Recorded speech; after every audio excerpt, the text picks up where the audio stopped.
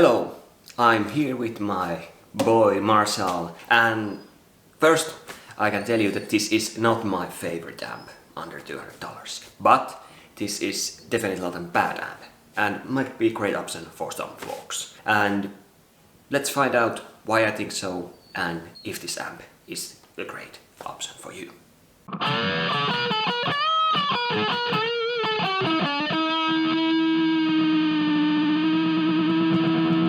I would appreciate that if you are interested about this amp, check the latest price of this by using the links in the description. It helps me to produce more amp reviews, sound demos, guitar content for you guys. I really appreciate that, so thanks.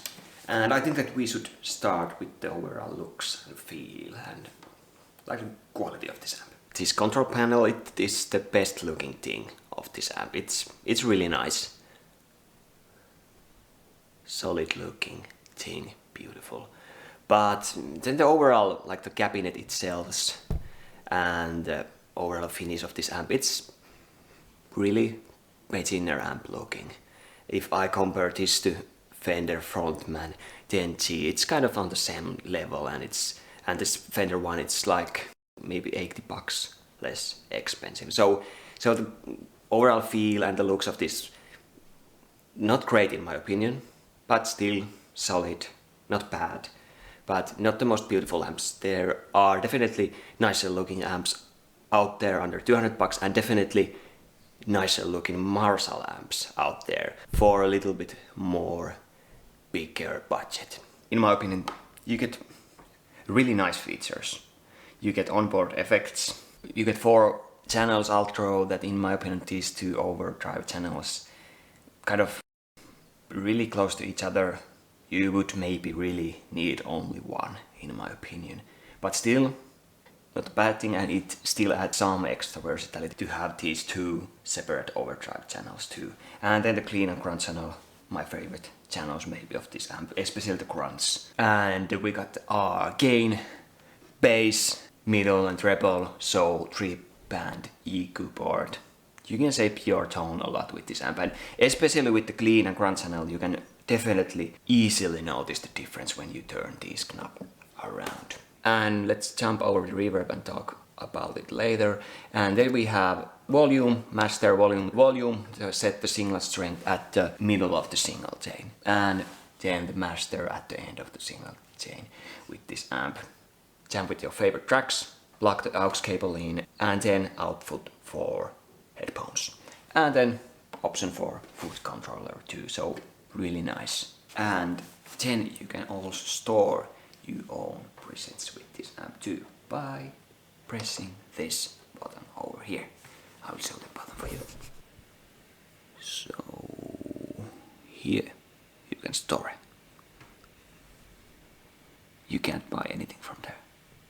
And here you can notice that this control panel, this looks good. Yeah, it's beautiful for sure. But then the other stuff around it, a little bit cheap looking, and looks like an beginner amps, which is not necessarily a bad thing, but you can get nicer looking amps on the same price range. Yeah, oh yo, this looks good.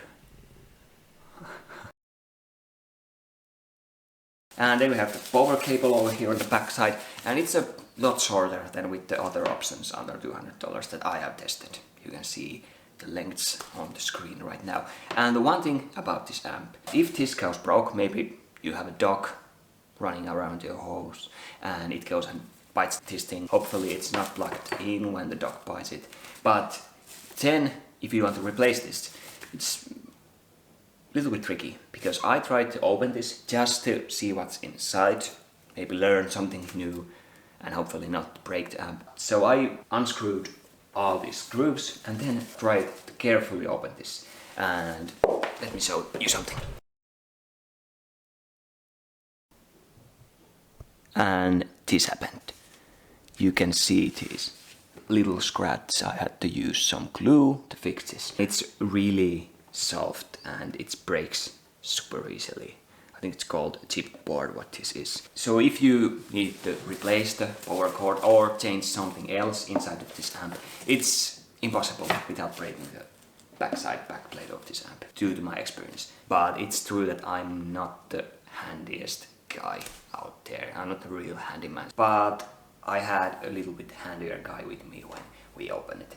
Oh, and tried to open this thing. So I'm not the only one to play them. And then a little bit about the reverb of this thing. We have the studio reverb, and it's really similar to like a usual reverb that you get with the amp, in my opinion. Really close to reverb that, for example, Orange Crush 20 RT had. I have videos about that on my channel too. So yeah, really basic reverb. And then we have the spring reverb. It's kind of a little bit more vintage styled, in my opinion, like in the, maybe I would place it on the 70s or early 80s, just my opinion. But yeah, that's my opinion about the reverb, and it's definitely a nice thing. I would expect reverb always on an amp on this price range under $200. Let's look at the effects of this amp a little bit. And I have my Epiphone Les Paul Special Vintage Edition here to demonstrate. And by the way, this is, in my opinion, great fit with this amp. Great for classic rock overall, especially the older stuff. We have the chorus, pacer, flanger, delay, and then the octave effect. And nice pluses all. Some are more similar to each other than others, but let's start with the chorus. With the chorus, you get the original signal and then the multiple same signals copied together, and there will be slight delay between these signals. So it sounds like this with the clean channel, and yeah, I'm not playing usually like this.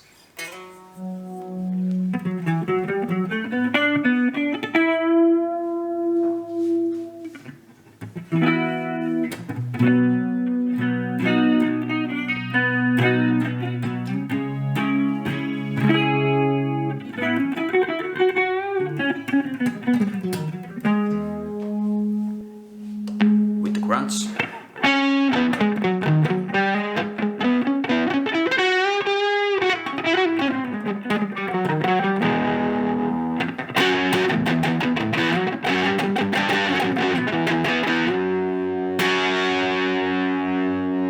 And then we have our pacer over here, and with the pacer you get two identical signals, but these are treated differently on the signal chain, and then at the end these are put back together, and it's, to my understanding, it's kind of again a slight variation of the delay effect, and it sounds like this.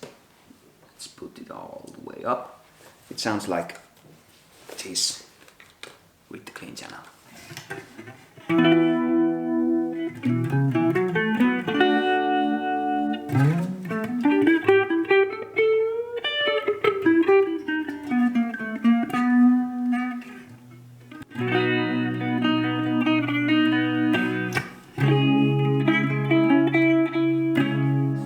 Is there a difference in the sound between the chorus and pacer?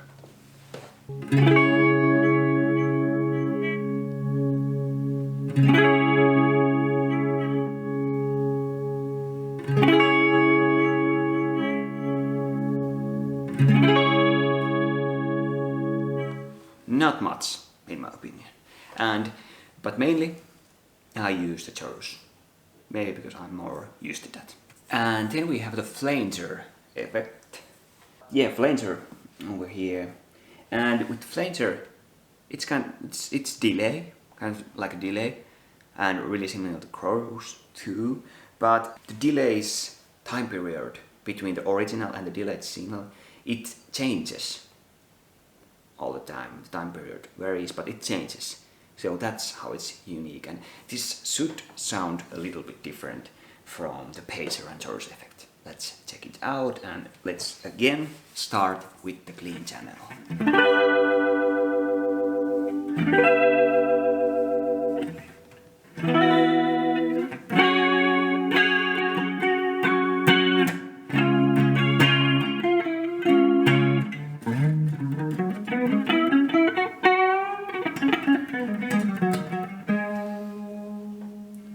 Let's check the crunch channel out.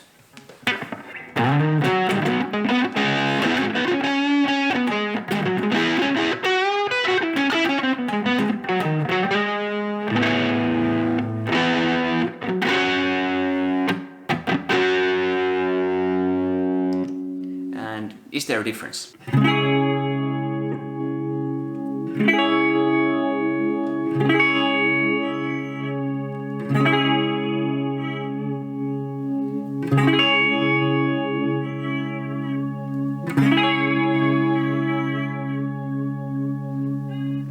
Yeah, it could be just in my head, but I think that with the flanger you can notice that the delay's time period it changes.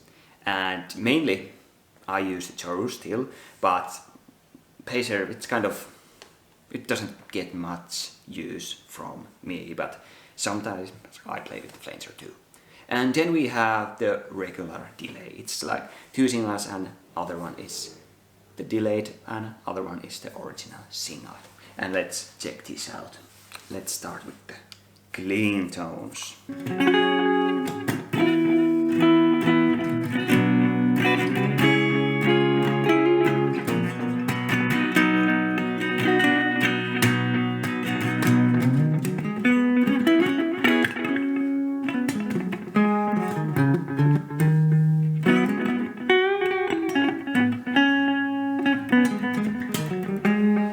And then the grunts.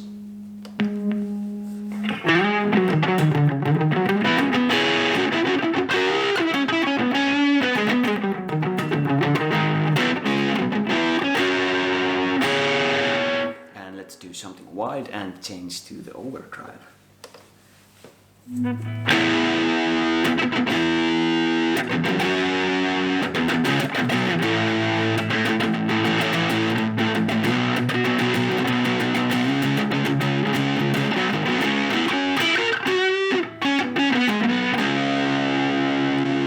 And second overdrive channel.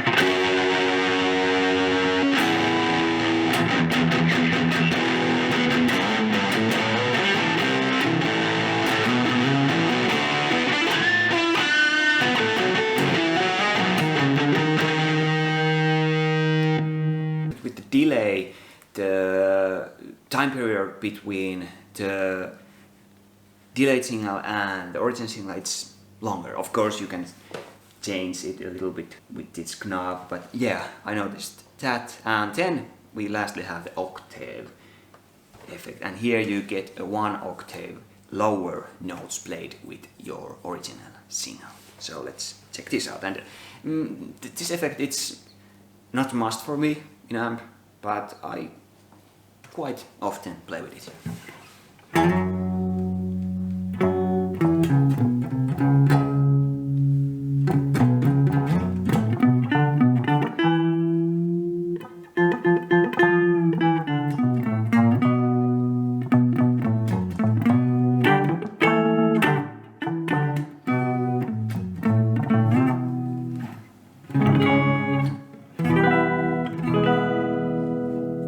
Grunts.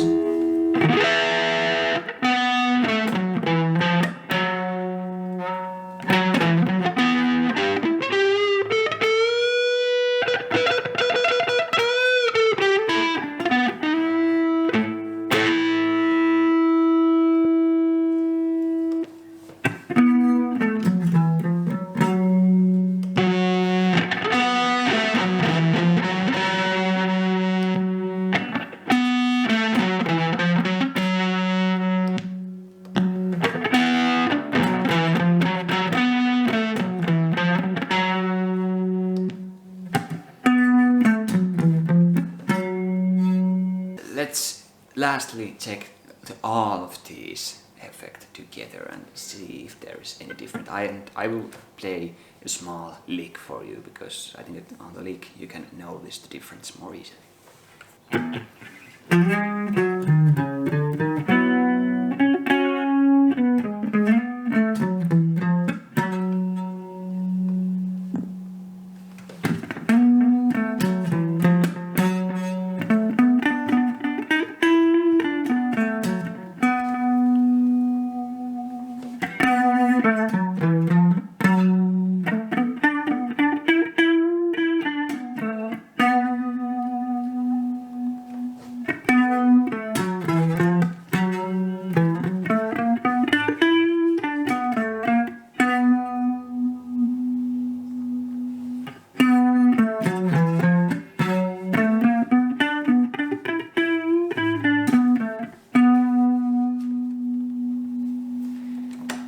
So yeah, definitely nice effects, and you get great features with this amp, especially keeping in mind that this is under $200 and also it's a solid state amp. So yeah, really nice effects, and I just really can't complain about the features and the controls of this amp. Really nice, and maybe with some clean like riffs and chords I use the chorus, and then sometimes with the clean leads I deal the flanger on, and maybe even the delay got a little bit wild, and mostly with the grunts and distorted tones I use the delay. Yeah, and then sometimes I play with the octave. It's kind of fun, and you can get kind of spooky tones out of it. So yeah, nice effects, definitely. And the reverb, great also. And what else I can say about this?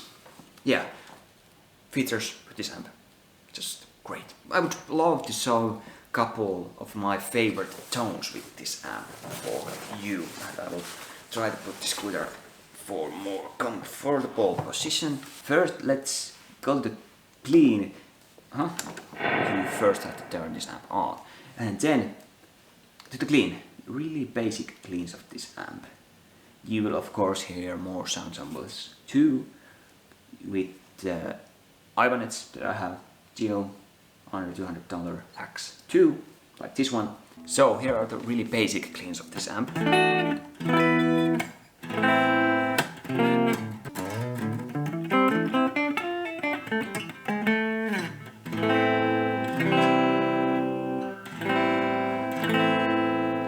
It's really basic, but when you put some reverb on and a little bit more high end with the treble, I like to use the spring reverb more.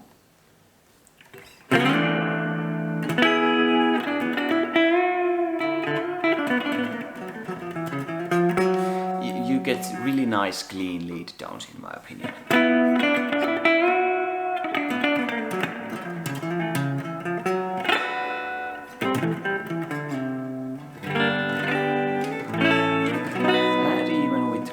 It's nice, but when I play some clean riffs and chords, I mostly like to use just a little spice of chorus.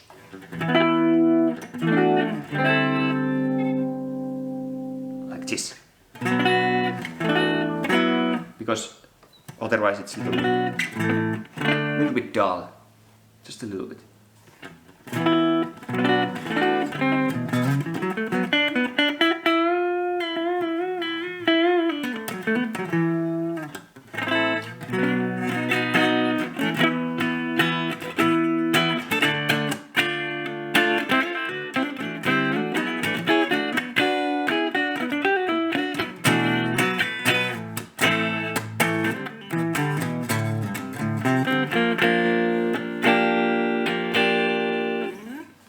So yeah, with the cleans, this is one of my favorite tones that I can get out of this amp.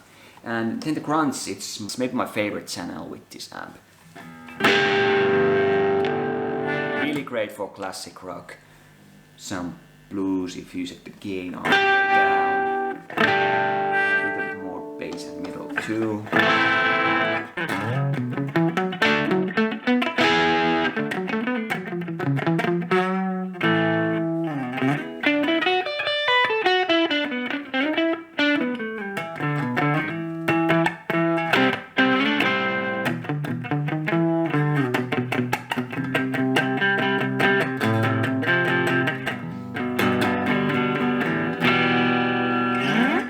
So yeah, and again, tone is a little bit basic in my opinion, without any effects, but the effects of this amp are really great, so I like to usually add a little bit delay, just a little bit again, not overdo it.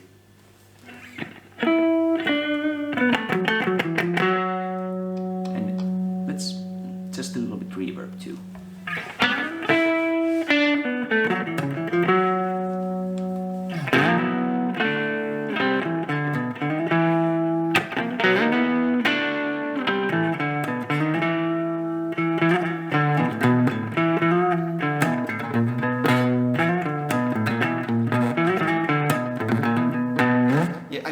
like these tones.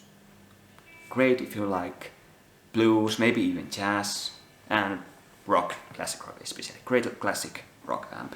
And then let's quickly check out the overdrive. Here I don't much use this, and let's check this out without any effects.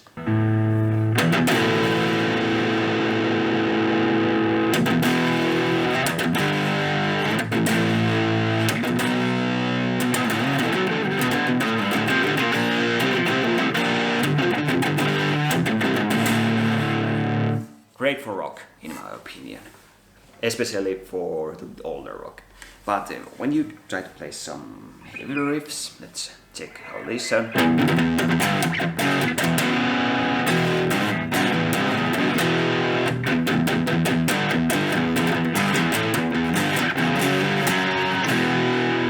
Not heavy enough. Let's check the other overdrive channel first with the heavier riffs.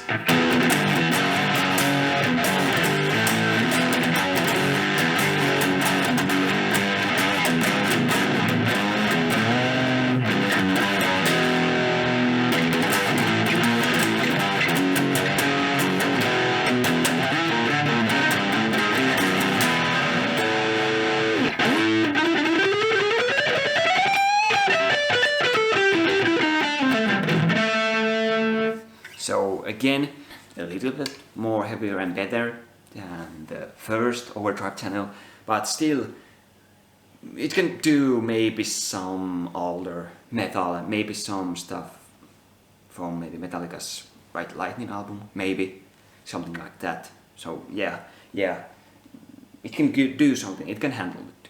But the newer stuff and more heavier metal stuff, the distorted stuff, not very good option, this amp, in my opinion. But with rock type of riffs.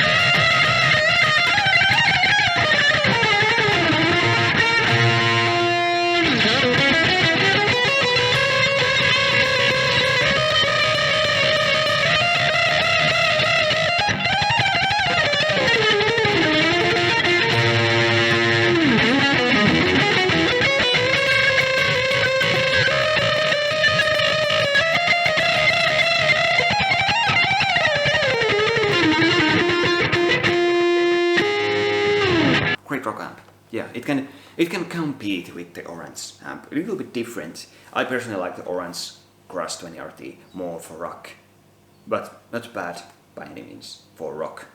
But this amp lacks a little bit versatility. It's not great with the really heavy tones, and then the kind of the clean cleans without any effects, and also the grunts without any effects. Kind of a little bit boring and dull. Lack the characteristics, like with the Fender Mustang LT25, it has Fender cleans. Those are just great, just like that. The features of this are really great. This is great for beginners. The looks of this are not the best. It looks like a beginner budget amp. For example, the Orange GRX70QA and also the Vox Electronics 20. A lot better looking amps, but this is not bad, and it sounds decent, solid, even good. Not great in my opinion, but solid option for folks who love Marshall amps, want simple usability but still some effects, and maybe if you just hate the digital amps, modeling amps, then you want a solid state amp like this. But for me, if I would choose between solid state, it would be match up between this and the Orange GRX70QA, and I would maybe pick the Orange 20RT. The rock tones are just more energy, just somehow cooler, better sounding for me. Maybe with the cleans of this amp you get more versatility. Yeah. And I think that Orange is a little bit better with mellow. But it depends your style and stuff you want to play with this, of course. So here you can see my ratings for this amp, and also I will show you the pros and cons crap, which reveals you what I like, what I don't like about this amp, who this amp is for. And also remember to check the text version of this review on my website. It has these craps, it's more easily skimmable, easier to go through all the craps there. And also check the latest price of this amp if you're interested. Use my links down below. It makes me producing more videos a lot easier. I appreciate if you use those links. Yeah. I just said yes in Finnish. Joo. But yeah, solid beginner amp. Not my favorite, as I said. Lacks versatility. Distorted tones are quite not there. For some rock stuff they are. Then the cleans are quite basic, but with the effects, those are great and different from the rest cleans on this price range from the different amps. Yeah, and this kind of starts to wrap this up. Yeah, I don't have anything more to ramble about this amp. If you have any questions about this amp, please ask down below in the comments. I would love to answer your questions. And if you have some corrections, you think that I'm wrong, that I suck, let me know in the comments. I always appreciate the feedback, and I will always thank you for the feedback too. And hit the like button, subscribe for more, lots of more helpful gear videos coming, especially review about the Vox Valtron X20. It's kind of, it's a digital amp, but it's kind of, in my opinion, competitor for this. This can produce a little bit similar tones. This has a little bit those tube tones in it, in my opinion. A slight spice of the tube tones, even though that this is a solid state amp. Maybe that's the reason why this is so great for all their rock stuff. Yeah. So, thanks for watching, and hopefully I will see you soon.